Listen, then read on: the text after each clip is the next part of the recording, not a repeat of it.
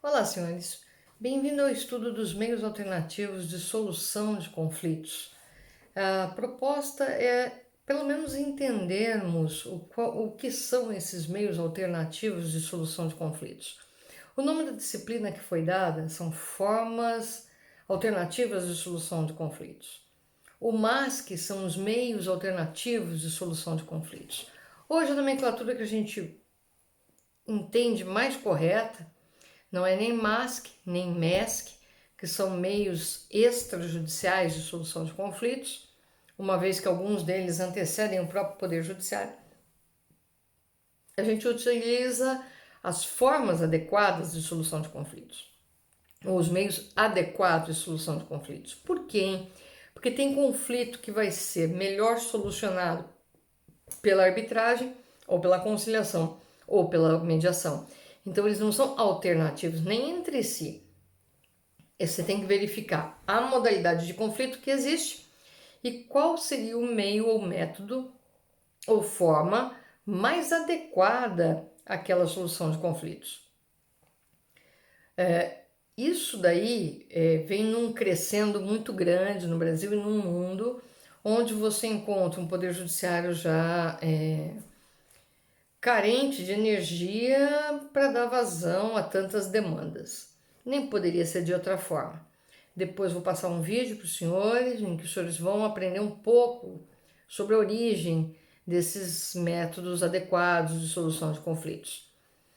O meu doutorado foi nessa área, eu gosto de trabalhar com isso, eu trabalho com cláusula escalonada, que é um dos métodos que mescla a mediação e a arbitragem. Eu tenho uma câmara arbitral, então essa é uma coisa que me chama a atenção. Sou mediadora formada pelo CLAMA, fiz 1 ano e meio de mediação, então como formação de especialidade mesmo. Então a ideia é trabalhar isso daí de uma maneira sempre mais adequada àquela modalidade de conflito que aparece. Então você vai encontrar o direito sistêmico, que hoje está na moda, né? Então é uma modalidade que surgiu. O tribunal multiportas é uma das modalidades mais antigas, trazidas pelo professor Kazuo Watanabe, que foi o grande precursor da inserção desses meios adequados de solução de conflitos no Brasil, que permitiu inclusive a criação do JEC, dos juizados especiais.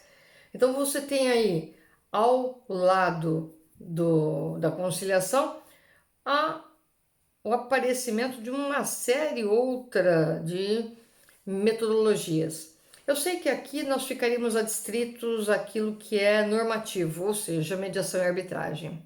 Lembrando que a lei da mediação ela é recente. O CNJ já autoriza desde 2010 a mediação e a arbitragem. Independentemente disso, elas sempre existiram. Muitos advogados fazem papel de mediadores em seus escritórios, muitas vezes sem ter a formação para isso, mas já praticando a mediação e não a advocacia. A advocacia ela é partidária, você advoga para um ou para outro. A mediação é tentar chegar a esse consenso. Então, muitos fazem isso. Então, o que a gente vai trabalhar são também algumas dessas modalidades e entender as diferenças entre elas. As eleitas por nós para trabalharmos são a negociação, a mediação e a arbitragem. Geralmente na prática jurídica, nas matérias de prática jurídica, os senhores já trabalharão com a conciliação, por isso ela deixará de ser examinada nesse semestre. Nós temos um único semestre, gente, para eu tentar colocar na cabeça de vocês que vale mais a pena procurar outros métodos e deixar o judiciário como última alternativa, ao invés de socorrer o judiciário sempre como primeira alternativa.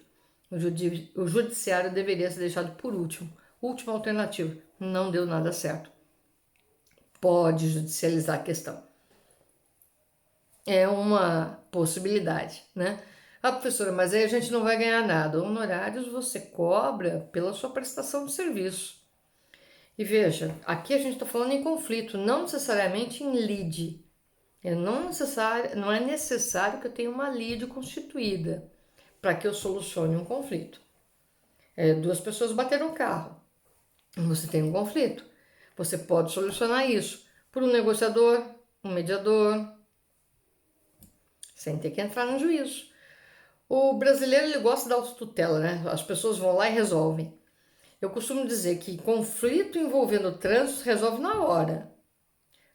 Saiu de lá sem resolver, é muito difícil, dependendo da índole das pessoas, porque depois todo mundo vai dar palpite. Agora todo mundo está mais reduzido em razão do isolamento, mas todo mundo vai dar palpite. Ah, se fosse você não faria isso, faz o termo de ocorrência, entra com processo, quer dizer, acabou aquela possibilidade de acordo que existia antes.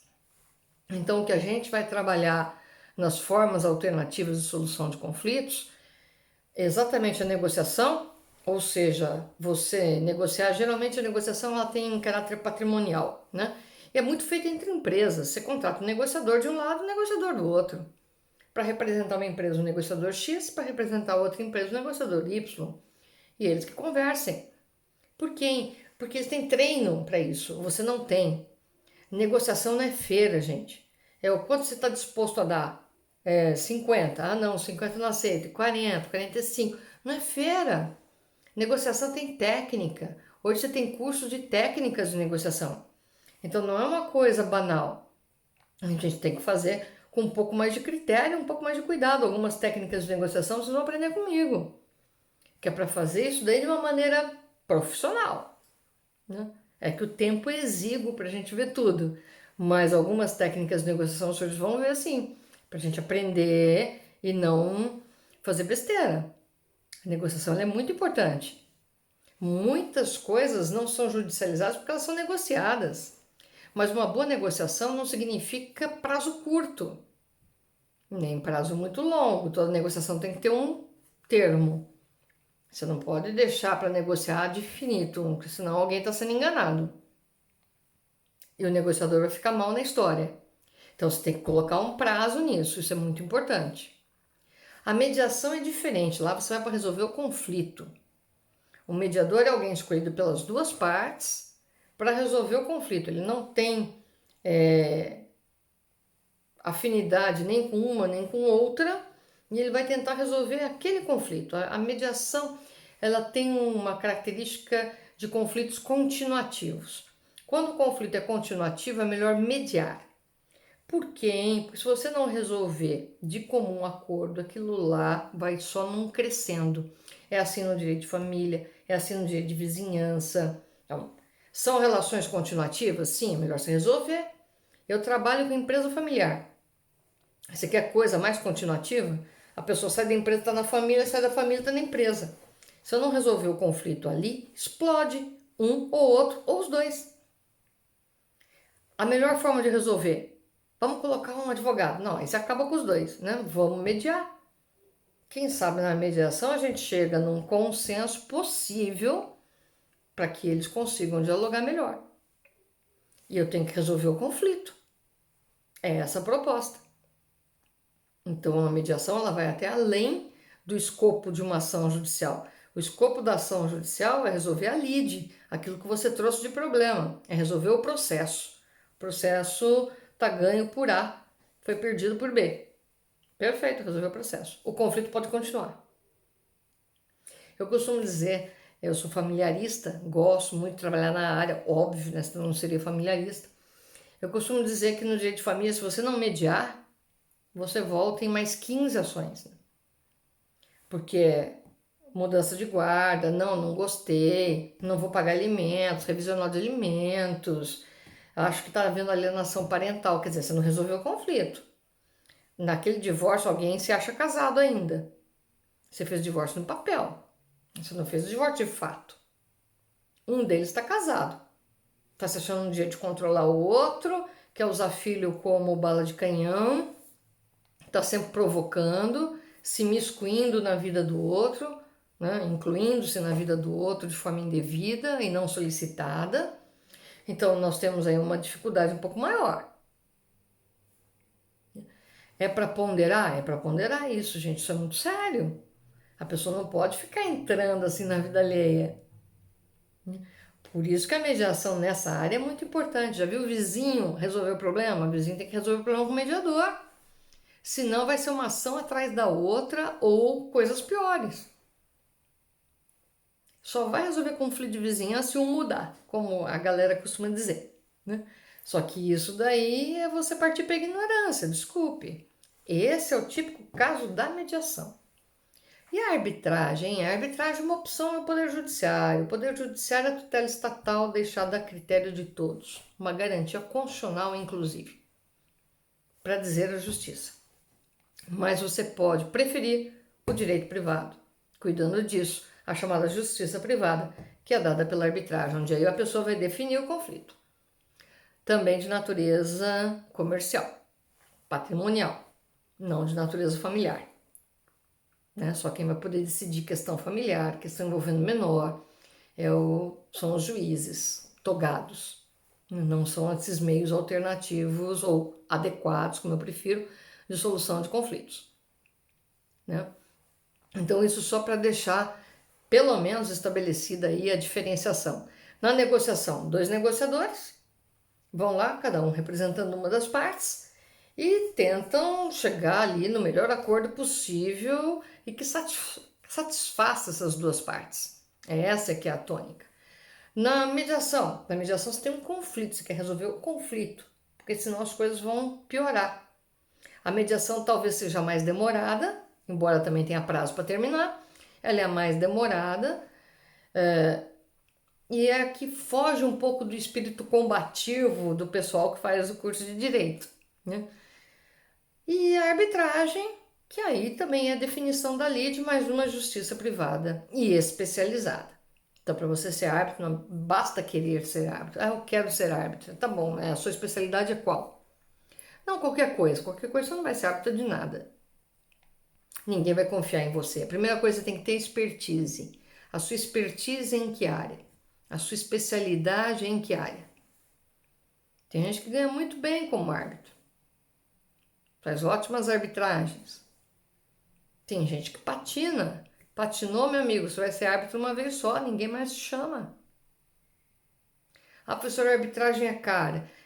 A arbitragem ela veio como solução para pequenas demandas. Ela tornou-se cara porque quem se socorreu da arbitragem foram as empresas, que não querem correr o risco do Poder Judiciário brasileiro, onde você não pode informar para uma empresa estrangeira tempo da demanda, custo médio da demanda e probabilidade de êxito. Que são as 3 coisas, as 3 perguntas que vêm para nós. Eu sou advogada, vem para a gente, de qualquer multinacional.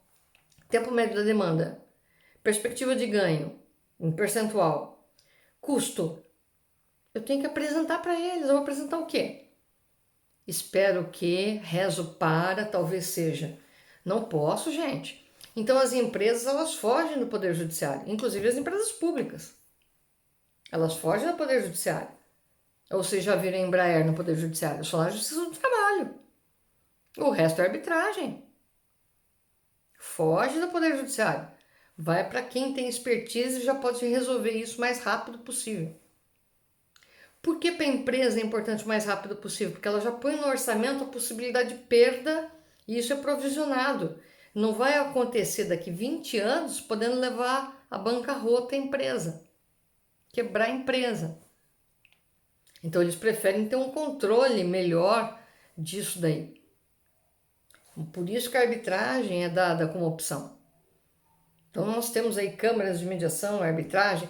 Ah, professora, a câmara pode trabalhar para um só? Não, aí na verdade você tem um escritório de cobrança, alguma coisa disfarçada de câmara. Câmara não é.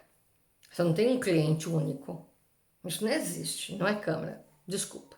Né? Então a gente vai trabalhar essas questões ao longo do curso, que vai começar com a negociação. Aliás, ele vai começar na nossa primeira aulinha, trabalhando exatamente o conteúdo dele, que eu já acabei de apresentar, a bibliografia, as formas de avaliação, e a gente começa tratando dos outros temas e as outras formas adequadas de solução de conflitos, que infelizmente, pela exiguidade do tempo que nos é dado, não será possível aprender, para que pelo menos tenham uma noção. Tá ok? Aguardo-os em breve, fiquem bem, cuidem-se, abraços virtuais a todos.